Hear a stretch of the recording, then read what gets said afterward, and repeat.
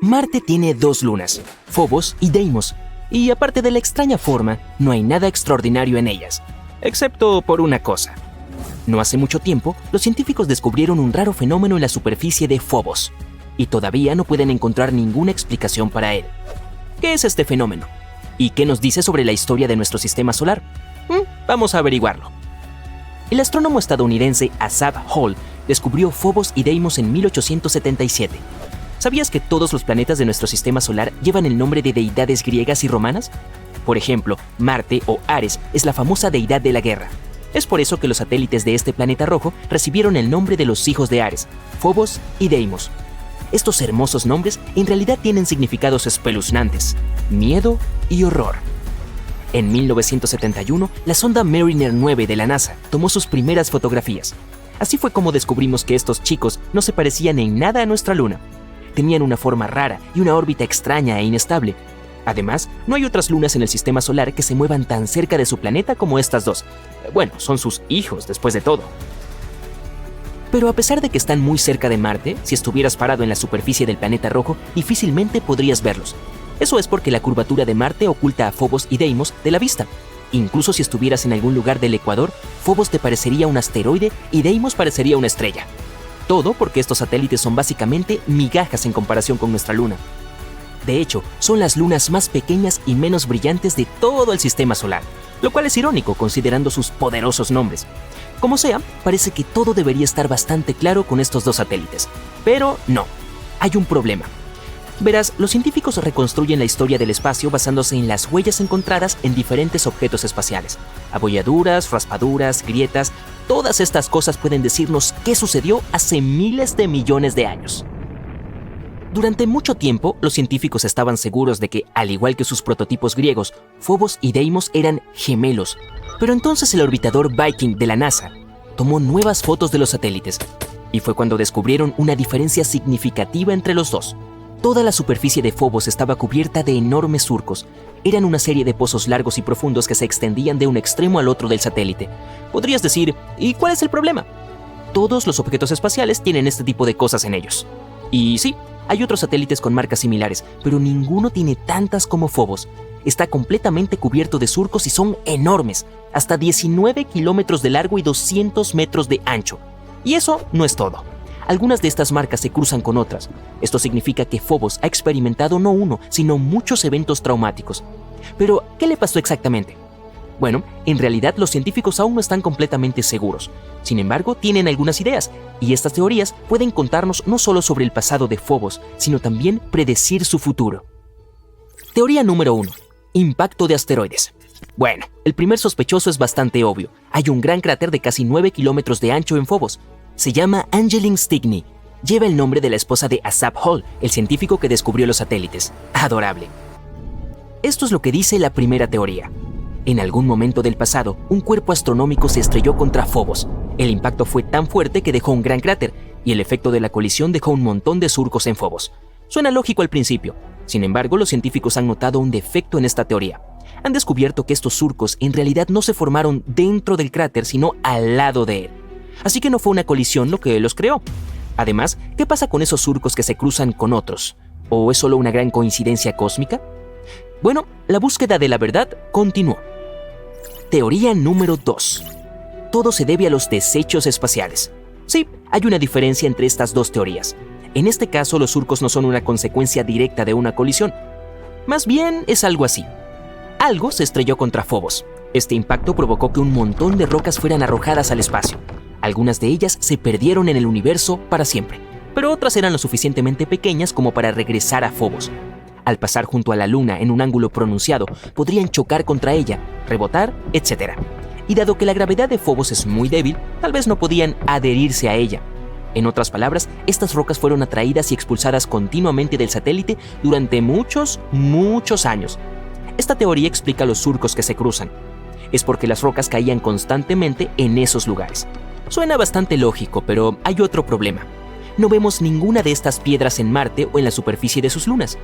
Pero se suponía que todos estos escombros quedarían atrapados por la gravedad y permanecerían en algún lugar de la órbita del planeta. O simplemente se convertirían en parte de Phobos. En otras palabras, si esto fuera cierto, encontraríamos evidencia de esta teoría bajo capas de polvo. Pero eso no sucedió, así que esta explicación tampoco satisfizo a los astrónomos. Por lo tanto, continuaron buscando al culpable. Quizás los surcos no tienen nada que ver con el cráter Stickney. Quizás el verdadero culpable es otra cosa. ¿Algo aún más poderoso? ¿Podría ser el propio Marte? Teoría número 3. Marte es un villano retorcido. Las teorías anteriores implican que Phobos y Deimos eran originalmente parte de Marte. Una vez se separaron de él y se convirtieron en satélites como nuestra Luna. Pero, ¿y si ese no fuera el caso? Las observaciones realizadas por el Mars Global Surveyor de la NASA muestran que Phobos y Deimos están formados por elementos que se encuentran principalmente en meteoritos y asteroides. ¿Y qué tal si eso es lo que son? Hay un cinturón de asteroides entre Marte y Júpiter. Dado el tamaño, la forma y la composición de Phobos y Deimos, los científicos han sugerido que alguna vez pertenecieron a este cinturón. Sin embargo, un día salieron volando. Y luego la gravedad los atrajo a Marte. Este fenómeno se llama captura de asteroides. Y aunque es muy extraño, sí, la captura de asteroides no es infrecuente. Pero estos dos han estado volando junto a Marte durante ¿cuánto? ¿Miles de millones de años? Es extraño que sus órbitas hayan permanecido iguales. Además, la atmósfera de Marte está muy enrarecida, por lo que difícilmente podría capturar asteroides.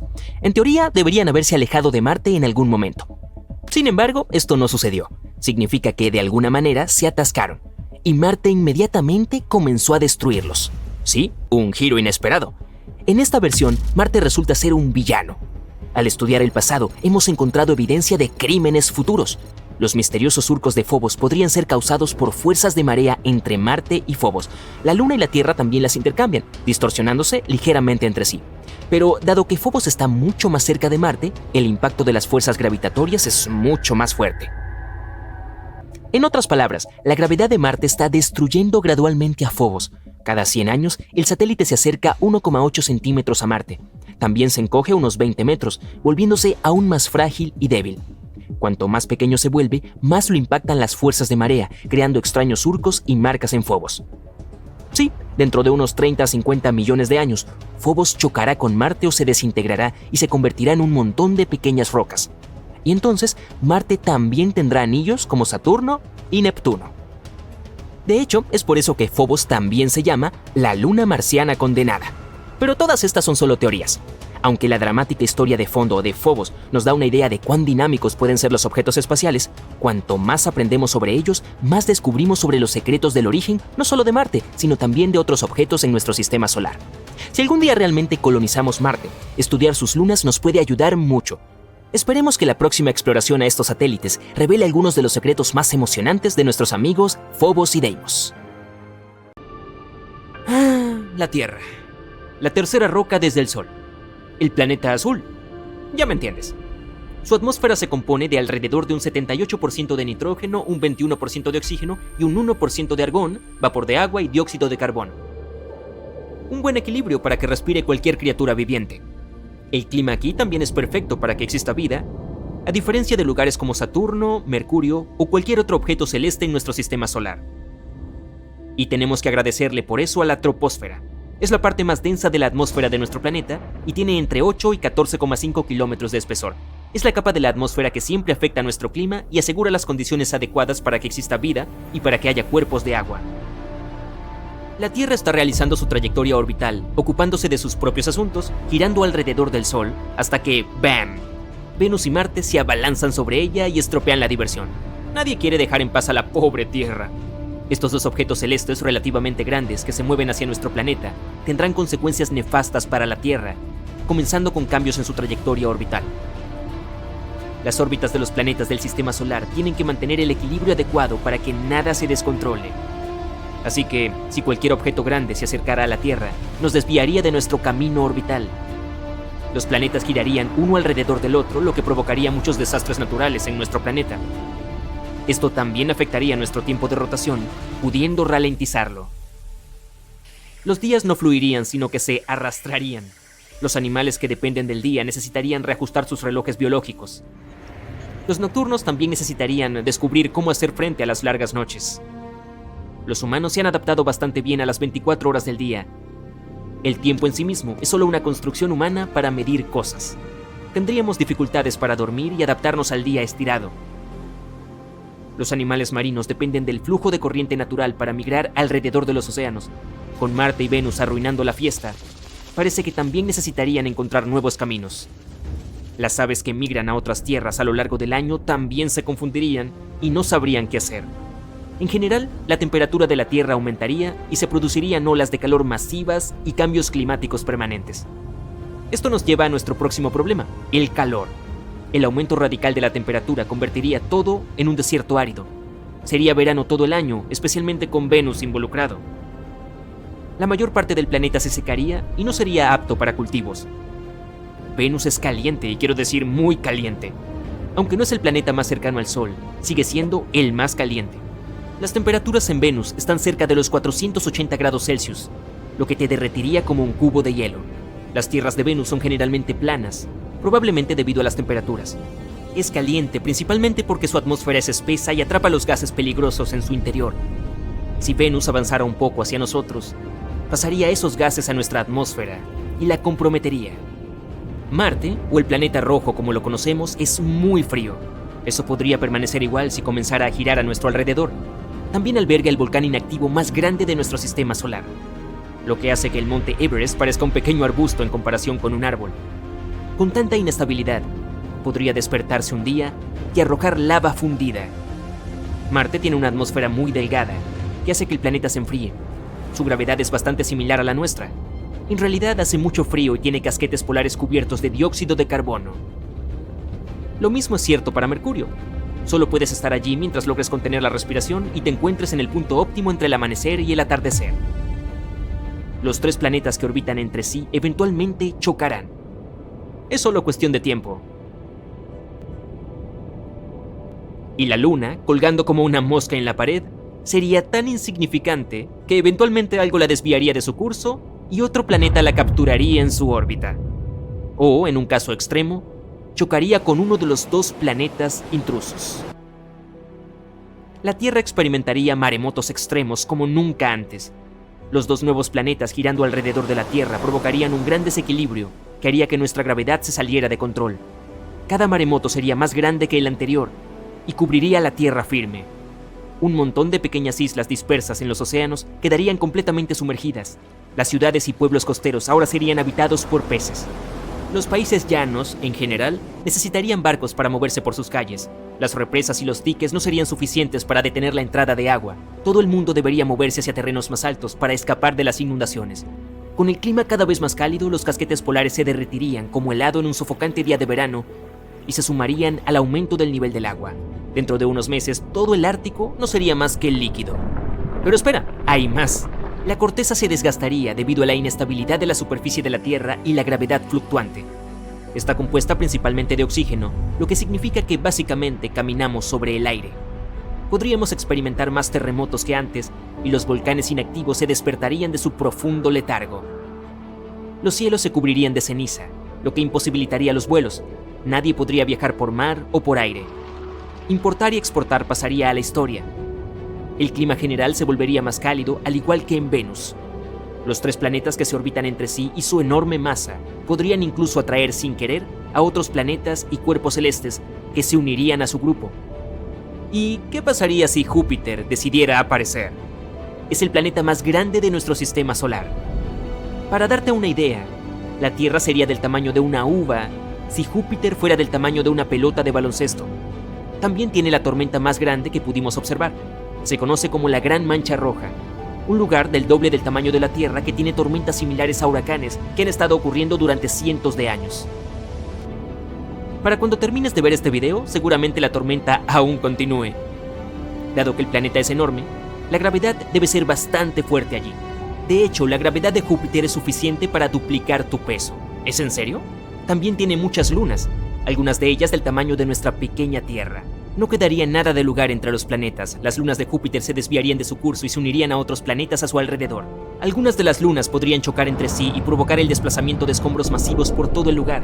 La gravedad de la fiesta planetaria atraería a los cometas, que entrarían en la atmósfera y potencialmente se estrellarían contra nosotros. Los niveles de oxígeno se agotarían, por lo que el desmoronamiento de la corteza terrestre continuaría. Rasgaría la capa de ozono, causando que fuertes golpes de ondas ultravioleta entren en nuestra atmósfera. No podríamos salir por mucho tiempo sin equipo de protección y tanques de oxígeno. La civilización humana cambiaría drásticamente. Todos viviríamos en contenedores protegidos que proporcionarían aire limpio y rayos de sol seguros y filtrados. Los refugios serían lo suficientemente resistentes como para soportar terremotos frecuentes. Cultivaríamos suficientes plantas para mantenernos hasta que podamos dejar la Tierra. Dado que solo sería cuestión de tiempo que los planetas colisionen, el siguiente paso sería crear grandes cohetes para sacarnos de la Tierra. Con Marte, Venus y Júpiter girando cerca de nosotros, no sería fácil hacerlo. Todos los desechos espaciales nos impedirían salir del área de la zona espacial. El único lugar seguro fuera de esta región estaría a muchos millones de kilómetros de distancia, donde solo existen planetas individuales. Pueden o no tener las condiciones para albergar vida, pero los humanos tendrían la tecnología para aterrizar en cualquier lugar, con una gravedad similar a la terrestre, y construir los refugios adecuados. Eventualmente, Marte, Venus, Tierra y Júpiter chocarían entre sí y se romperían como huevos. Como una gran tortilla espacial. Y no olvides las lunas chocando y rompiéndose en la mezcla. Pero ya estaríamos muy lejos para entonces. Bueno, con algo de suerte.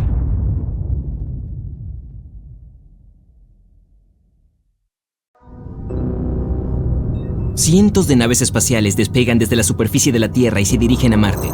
Avancemos rápido 7 meses, y esta flota espacial de naves está cerca del planeta rojo. Pronto todos aterrizarán, y unas pocas miles de personas se convertirán en ciudadanos de Marte. Quizá nunca regresen a su planeta de origen, porque aquí habrá absolutamente todas las condiciones para una vida cómoda. Se necesita tiempo y muchas expediciones para crear una colonia autosuficiente en Marte. Así sería como, paso a paso, la gente podría construir una ciudad en toda regla allí, con fábricas, hospitales, edificios residenciales e incluso clubes y restaurantes. Primero debemos elegir una hora para lanzar el cohete. Se abre una ventana de lanzamiento una vez cada 780 días. Ahí es cuando la distancia entre la Tierra y Marte es la más corta. En este caso, el viaje durará unos 6 o 7 meses. Pasemos a la plataforma de lanzamiento. Aquí vemos la nave espacial conectada a un cohete propulsor, encendido. El propulsor envía la nave espacial al aire. Luego se desacopla y aterriza de nuevo en la Tierra. Al mismo tiempo, los motores de la nave espacial se encienden y se dirige a la órbita de estacionamiento de la Tierra. Para hacer este ascenso, la nave ha usado casi todo su combustible y ahora necesita repostar. Para lograrlo, usamos nuestro propulsor nuevamente. Una enorme grúa coloca otra nave espacial en el propulsor. Hay enormes tanques de combustible dentro de la nave. El propulsor se lanza desde la Tierra y pone el repostador en órbita. Se acopla a la nave espacial y la llena de combustible. El viaje por el espacio puede necesitar un total de 5 repostajes de este tipo. Y para la primera misión de construir una colonia en Marte, necesitamos 5 naves espaciales. Eso es cerca de 25 lanzamientos desde la Tierra. Teniendo en cuenta que el propulsor cuesta $230 millones, el reabastecedor $130 millones y la nave en sí $200 millones, el precio de la misión es bastante impresionante. Entonces, ignición. Avanzamos rápido en el tiempo y las primeras 5 naves descienden a la superficie de Marte. Estas no han traído a los primeros humanos, solo transportan cargas útiles como alimentos y suministros de agua, oxígeno para respirar y suministros médicos. También hay primeros módulos vivos, sistemas de gestión de residuos y una gran cantidad de paneles solares para generar electricidad. Antes de aterrizar, una de las naves pone en órbita un sistema de satélites. Proporcionará comunicación en el planeta rojo. Entonces los robots comienzan su trabajo en Marte. Primero un montón de pequeños rovers se alinean y despliegan paneles solares. Su área total alcanza el tamaño de 7 campos de fútbol. Son mucho menos eficientes en Marte que en la Tierra. Las frecuentes tormentas de arena llenan de partículas la superficie de trabajo de los paneles, pero al mismo tiempo, los fuertes vientos del planeta rojo también ayudan a limpiar la arena. Otros rovers equipados con potentes taladros comienzan a buscar agua en suelo marciano. Cuando la encuentren, la gente comenzará a producir combustible. Combinaremos el dióxido de carbono de la atmósfera con el agua extraída a alta temperatura y bajo alta presión. Esto dará como resultado la obtención de metano para los cohetes y oxígeno para respirar. Desde febrero de 2021, el rover Perseverance ha estado probando la tecnología para extracción de oxígeno. Tiene una caja en su interior. Este es el experimento Mars Oxygen ISRU, también llamado MOXIE. Esta cosa empuja el aire marciano hacia adentro y luego, a alta presión, quita un átomo de oxígeno del dióxido de carbono.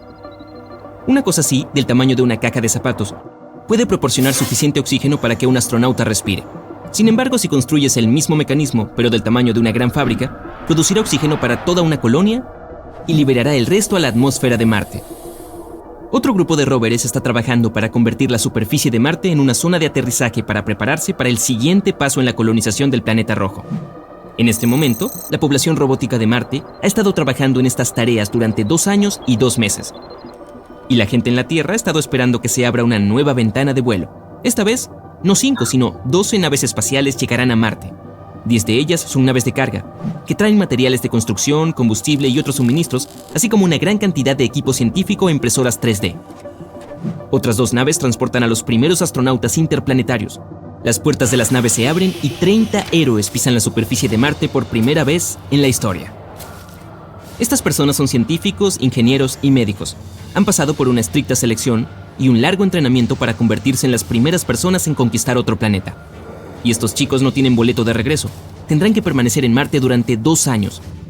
Los astronautas viven en sus naves espaciales e intentan acostumbrarse a las inusuales condiciones de Marte. La temperatura aquí es de aproximadamente menos 62 grados Celsius. Además, la gravedad en Marte es 2 veces y media más débil que en nuestro planeta de origen. Eso significa que una persona aquí puede saltar el doble de alto y levantar objetos más pesados. Pero los músculos del cuerpo humano tienen dificultades para acostumbrarse a tal diferencia, así que los astronautas no pueden trabajar a tiempo completo. Lo primero que hacen es descargar buques de carga y desplegar sistemas de soporte vital. Algunas personas están experimentando con convertir el suelo marciano en material para impresoras 3D. Otros están instalando invernaderos y preparando la tierra para cultivar plantas. El sistema de reciclaje de desechos humanos que trajeron los robots se utiliza para fabricar fertilizantes para plantas. Han pasado 2 años y 2 meses más. Vemos el lanzamiento de una nave espacial, no de la Tierra, sino de Marte. Los 30 astronautas han completado su misión y están de camino a casa. Es más fácil para las naves espaciales despegar de Marte porque la fuerza gravitacional aquí es menos poderosa. Al mismo tiempo, se lanzan naves desde la Tierra, llevarán casi 100 nuevos habitantes e incluso más cargamento a Marte. Cuando esta flota espacial llegue al planeta rojo, los astronautas podrán degustar los primeros alimentos cultivados allí. Las impresoras 3D comienzan a construir casas en Marte, imprimen capas externas del suelo marciano y desechos vegetales. Estos caparazones protegerán las viviendas de la radiación solar y los fuertes vientos, y dentro de los caparazones la gente construirá casas permanentes. Son inflables y están equipadas con módulos traídos directamente de las naves espaciales. Estas casas tienen espacios habitables, espacios de investigación y centros de comunicación. La construcción continúa durante 2 años más hasta que se abre nuevamente la siguiente ventana de vuelo. Algunos astronautas abandonan Marte, pero cada vez más personas van allí con cada nueva misión. Ya no viven en naves espaciales, hay cómodas casas subterráneas y refugios impresos en 3D. La mayor parte de la comida ya se produce en Marte. Una nueva generación de robots trabaja junto con los agricultores. Otros robots ayudan a construir aún más casas para acomodar a la creciente población humana. Han pasado 2 años más. Varias agencias espaciales lanzan sus misiones a Marte. Hay más gente, más equipo científico e incluso tanques con peces. En 2035, Marte y la Tierra se encuentran a una distancia corta récord. Entonces la gente envía una enorme flota de naves con astronautas y materiales de construcción. En ese momento, la colonia humana parece una pequeña ciudad con muchas cúpulas interconectadas. Sus habitantes ya han comenzado a construir una red subterránea de túneles para moverse entre casas, laboratorios y fábricas. También han construido el primer hospital. 2 años más tarde, la población de Marte alcanza la marca de 1500. Casi todas estas personas se convertirán en residentes permanentes del planeta. 4 años y 2 ventanas de lanzamiento después, el primer restaurante abre sus puertas. Además, comienza la construcción de una central nuclear. Una vez que esté terminada, los marcianos ya no necesitarán suministros constantes de la Tierra. Desde arriba, la colonia parece una pequeña ciudad. Hay una sección agrícola donde se cultivan alimentos, una sección residencial y un distrito industrial. Y con cada nueva misión, la gente trae más y más paneles solares. Ahora su área total equivale a docenas de campos de fútbol. Todo esto permite que los astronautas se sientan como en casa. Y tampoco tienen que esperar los suministros de alimentos desde la Tierra. 20 años de la colonización humana de Marte. Su población es ahora de unas 30.000 personas. Los trabajadores comienzan a traer a sus familias. Se construyen las primeras escuelas. 30 años. La población ya supera las 100.000 personas. La infraestructura de la colonia le permite ser completamente autosuficiente. Las personas producen suficiente comida, obtienen combustible y oxígeno. Las primeras plantas comienzan a crecer en suelo marciano. Cada vez hay más oxígeno en la atmósfera del planeta. Los árboles plantados en los invernaderos contribuyen a eso. El efecto invernadero de toda la actividad humana ayuda a calentar la superficie de Marte, aunque sea un poco. La gente todavía tiene que usar trajes espaciales cuando sale a la calle. Pasarán muchos años más hasta que las personas puedan respirar en Marte como lo hacen en la Tierra. Poco a poco irán apareciendo ríos y lagos. Las plantas verdes cubrirán la mayor parte del planeta. Y luego, los habitantes de Marte podrán salir sin un casco de oxígeno y llamar al planeta rojo, ahora verde, su nuevo hogar. El Gran Cañón de Arizona es más grande que el estado de Rhode Island. Incluso podría caber todo Manhattan allí. Es tan enorme que tiene su propio clima. Pero el Gran Cañón no es la única gran grieta que existe. El Valles Marineris es más grande, mucho más grande. Está en Marte y recorre casi una cuarta parte del camino alrededor del planeta. Es 10 veces más largo que el Gran Cañón y es tan profundo que podrías lanzarte en paracaídas. El Kasai Valles también está en Marte. Está formado por una serie de cañones y podría ser el antiguo lugar de una inundación gigante de Marte. Hay enormes canales y cañones por todo el planeta rojo. Está Tew Valles. Ahí es donde los investigadores creen que hubo una batalla épica entre el agua antigua marciana y la lava volcánica. Supongo que sabemos quién ganó. Igual de impresionante es el Ares Valles. Es el sistema de drenaje más largo que se conoce. Puede ser extraño pensar que Marte tiene enormes vías fluviales, ríos y llanuras aluviales, pero en sus primeros días, Marte pudo haber tenido un clima cálido y húmedo. Ahora solo tiene cañones secos hasta donde alcanza la vista. Ítaca Casma parece una cicatriz gigante en la luna de Saturno, Tethys. Es 4 veces más largo que el Gran Cañón y aproximadamente 3 veces más profundo, y tiene miles de millones de años. Nadie ha navegado en kayak allí todavía. Solo hemos visto una foto gracias a la nave espacial Voyager 1. El Gran Valle de Mercurio hace que el Gran Cañón parezca un pequeño bache. La nave espacial Messenger de la NASA fue la primera en tomar algunas fotos de esta gigantesca formación. El valle está rodeado por 2 gigantes, algo como el Enterprise y Bélgica. Lo que sea que eso signifique. Y la luna más grande de Plutón, Caronte, tiene un cañón llamado Argo Casma y es enorme. Aunque Plutón ya no se considera un planeta, todavía puede presumir de su enorme cañón.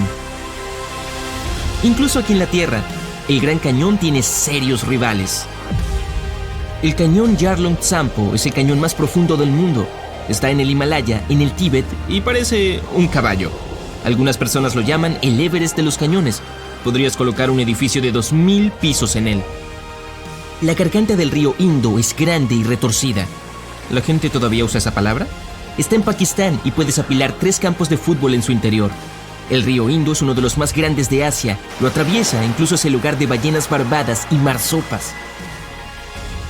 El cañón del Colca en Perú es corto pero increíblemente accidentado a un viaje en autobús de Machu Picchu. Es el hogar del ave voladora más grande del mundo, el cóndor andino.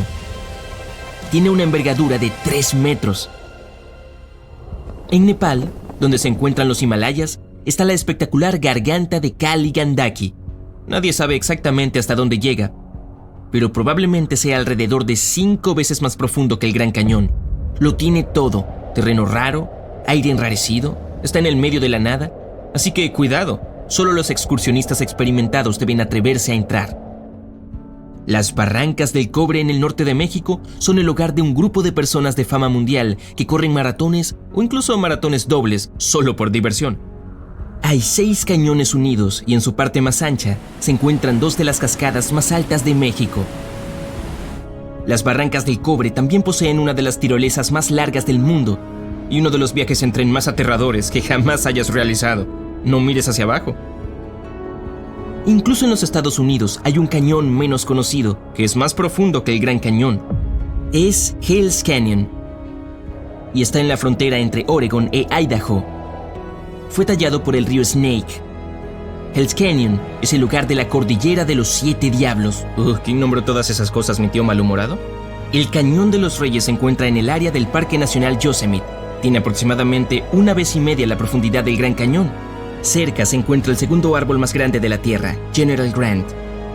Y el cañón más grande de Australia es el Capertee Canyon. Y te pueden pagar por ir allí. O algo así. Algunos ciclistas y campistas afortunados a lo largo de los años han encontrado piedras preciosas en las orillas del río Capertee. Si tienes suerte, también verás arte rupestre de 2000 años. La garganta del Salto del Tigre parece sacado de un cuento de hadas, pero es muy real, muy profundo y bastante aterrador. La leyenda dice que perseguían a un tigre y... sí, saltó sobre el río en el fondo del desfiladero, con un poco de ayuda de una roca perfectamente colocada justo en el medio del río. El Gran Valle del Rift es 15 veces más largo que el Gran Cañón. ¡Wow! ¿Tiene 1 billón de kilómetros de largo o qué? Atraviesa 2 continentes y alberga una treintena de lagos. Incluso es visible desde el espacio exterior, por lo que si alguna vez estás flotando en el cosmos, permanece atento. El cañón de Cotahuasi es profundo, muy profundo. Tiene rafting extremo, kayak, senderismo y aparentemente los mosquitos también son bastante extremos allí. Hay un cañón en el Tíbet del que ya hemos hablado y que estoy bastante seguro que tiene un récord mundial. Intenta mirar hacia el cañón de Yarlung Tsampo.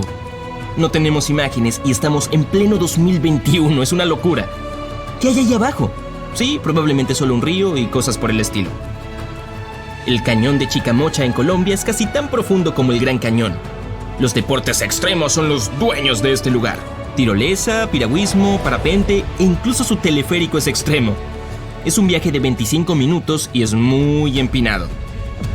Debajo de Groenlandia está el Gran Cañón de Groenlandia y recorre cientos y cientos de kilómetros. El agua de los icebergs que se derrite corre a través del cañón. En realidad fue la NASA quien lo descubrió. Y hay un cañón absolutamente enorme en la Antártida. El único problema es que no puedes verlo. Pero aparentemente hace un frío glacial y sobre todo es muy blanco. Y el mar también tiene algunos cañones poderosos. El cañón Semchag es uno de los cañones submarinos más grandes.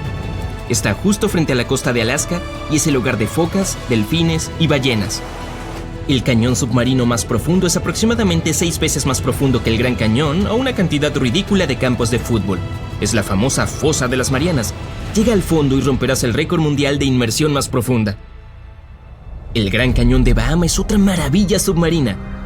Podrías seguir tirando edificios en Empire State allí y nunca los verías en la superficie. La bahía de Monterrey es bastante tranquila, pero su cañón es todo lo contrario. Hay peces linterna, calamares, tortugas marinas, peces de roca y nutrias marinas, todos juntos. Ah, y miles de medusas, así que ten cuidado de que no te piquen demasiado. También hay algas gigantes por allí. Un alga que puede crecer hasta 30 metros de largo. El cañón Hudson va desde el puerto de Nueva York hasta el mar y es muy sucio. Claro, tiene formaciones de esponjas y corales de aguas profundas, pero también tiene un montón de basura y lodo de aguas residuales cubriendo el fondo. El cañón de Avilés se encuentra frente a la costa de España. Es uno de los cañones submarinos más profundos del mundo y es uno de los pocos lugares donde viven calamares gigantes. Es famoso por su coral blanco y el hecho de que hace un frío increíble. Bremer Canyon, en Australia, está bajo el agua. Es enorme y peligroso, especialmente si eres un calamar gigante. Ese es el bocadillo favorito de la orca local, la enorme ballena con un apetito monstruoso. Bremer Canyon es un destino turístico importante en estos días, especialmente para aquellos que buscan tomar una foto de las más de 1000 orcas que lo llaman hogar. El cañón de Nazaré está cerca de Portugal. Es el cañón submarino más grande de Europa y tiene cerca de 5 kilómetros de profundidad. Eso es como 6 edificios más altos del mundo. Forma olas muy altas que rompen, por lo que se ha convertido en un paraíso para el surf de olas grandes. El sistema canadiense de Rift del Ártico es enorme. Va desde el Mar del Labrador hasta el archipiélago ártico y conecta los océanos Ártico y Atlántico. Imagínate eso. Groenlandia solía estar aplastada contra Canadá hace algunos millones de años. Gracias a este sistema de rupturas, Groenlandia se ha ido alejando lentamente. Piensa en lo enorme que sería Canadá si le añadieran Groenlandia.